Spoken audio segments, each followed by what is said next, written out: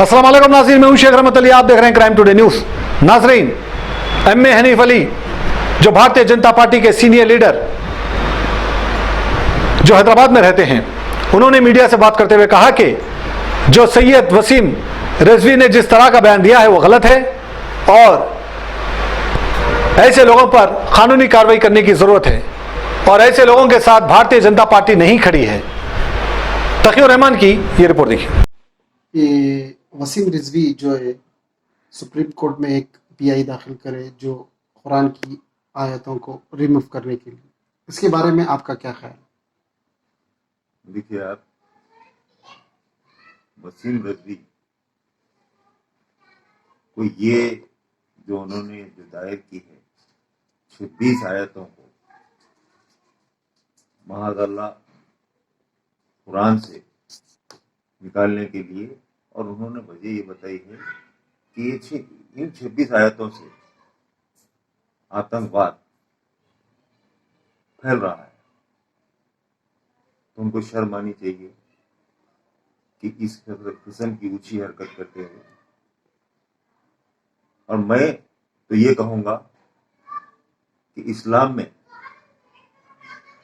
72 से ज़्यादा फिरके हैं और उनका कलमा और कुरान एक ही है, कोई तफरीका या तजाद नहीं है। कलमा और कुरान अगर एक ना हो तो मुसलमानी बाकी नहीं होता। और उन्होंने जो वजूहात इसमें बताई हैं तो उसमें भी उनको शर्मानी चाहिए, क्योंकि मुसलमानों के बीच एक तफरीका डालने की कोशिश की जा रही है। आम तौर पे ये बात कही जा रही है कि ये शिया कौम इसमें बदलाव होगी। मेरा ये मानना है कि मैं जब वसीम रिजवी को मुसलमान ही मानने को तैयार नहीं हूं तो ये शिया या सुन्नी का तो कोई वजूद ही बाकी नहीं रहता है। क्योंकि मैं एक सेंट्रल वक्फ काउंसिल का मेंबर भी हूं और भारतीय जनता पार्टी में करीब 41 साल से फाउंडर मेंबर हूं, पार्टी में काम कर रहा हूं। वसीम रिजवी का अभी जो UP central Shia Waqf board की जो inquiry committee ministry of minority affairs government of India की तरफ से बनाई गई थी, उसमें भी मैं एक वन ऑफ द मेंबर हूं। तो मैंने वहां पर यूपी का जो दौरा किया और वहां के वक्फ बोर्ड से और वहां के जो शिया प्रॉपर्टीज हैं वक्फ बोर्ड की, कई मुकामात पर मैंने विजिट की, तो देखकर बड़ा दुख हुआ कि ऐसे भी मुसलमान होते हैं या ऐसा भी कोई शिया होता है वसीम रिजवी के जैसा, जो तमाम शिया वक्फ की इमलाक है वो खत्म के बराबर आ गई। करोड़ों रुपए का, अरबों रुपए का गबन है उसमें। लखनऊ के शिया यतीम खाने में पे वो कब्जा करके बैठा है, वहां कुत्ते पाल रहा है, क्योंकि वो खुद भी एक कुत्ता है, वो कुत्ते पालेगा। आज जिस तरीके से यानी मुसलसिल, अगर ये वो समझता है कि इन बातों से भारतीय जनता पार्टी खुश होगी तो ये उसकी गलतफहमी है। भारतीय जनता पार्टी मजहब, चाहे वो किसी का भी हो, जो धर्म है उस पर कायम रहने की बात कहती है, चाहे वो मुसलमान हो, हिंदू हो, सिख हो, ईसाई हो। तमाम धर्म अपने अपने धर्म पर कायम रहते हुए काम करना भारतीय जनता पार्टी का सेवा है। और उसकी एक गलतफहमी है, क्योंकि जब योगी सरकार, भारतीय जनता पार्टी की योगी सरकार बनी थी उत्तर प्रदेश में, बनते ही शिया वक्फ बोर्ड और सुन्नी वक्फ बोर्ड यूपी का दोनों तहलील किया गया था, लेकिन दोनों वक्फ बोर्ड के चेयरमैन स्टे लेके आकर बैठकर वो कंटिन्यू करें। आमतौर पे लोगों को यह गलतफहमी है कि वसीम रिजवी بھارتیہ جنتا پارٹی سے تعلق ہے، جبکہ ایسا کچھ نہیں ہے، بلکہ بھارتیہ جنتا پارٹی وسیم رضوی کے خلاف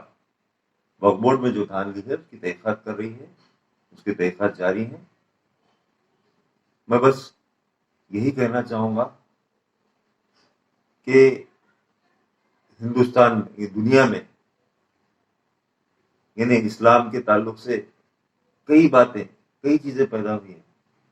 کیونکہ اسلام میں کلیئر میسج ہے، قرآن میں ہے، لکم دینکم ولی دین، تو اس میں کلیئر ہے میسج کہ ہم یعنی قرآن یہ بتا رہا ہے کہ ہمارا مذہب ہمارے ساتھ، دوسروں کا مذہب اس کے ساتھ، اور ہم اپنے مذہب پر قائم رہتے ہوئے دوسرے مذاہب کا بھی احترام کریں، یہ لکھا ہے۔ اور قرآن میں آپ یعنی شروع سے لے کر آخر تک اب آپ جائیں گے تو وہاں پر امن، بھائی چارگی اور زندگی کے اصول، صحت کے یعنی انسان کی صحت کے بارے میں اسلام یعنی بہت سی کلیئرٹی ہے۔ وہاں پر کہیں کوئی مذہب کے خلاف بولا جائے، آیت میں ایسا نہیں ہے کہ آتنکواد ہو، یعنی قرآن اور اسلام یہ سکھا رہا ہے نہ ظالم کو بخشو اور نہ ظلم ہوتا ہوا کسی پر دیکھ لیں، یعنی ظالم کو بھی بخشنا نہیں ہے، اور کسی پہ ظلم ہو رہا ہے اس کا بھی دفاع کرنا اسلام میں اور قرآن میں لکھا ہے۔ تو قرآن اور اسلام ایک بہت ہی یعنی بھائی چارگی کی درس دیتا ہے۔ تو اگر یہ وسیم رضوی کا کہنا کہ 26 آیتیں جو ہے اس میں یہ لکھا ہے، یہ قرآن اور حدیث کے حساب سے ایڈٹ ہوگی، تو یہ اس کا یہ مطلب کیا ہے اس کا؟ دیکھیے آپ، اس کا یہ مطلب ہے کہ اپنی یعنی پبلسٹی کے لیے، جیسے آپ کے پاس میڈیا میں پی آر،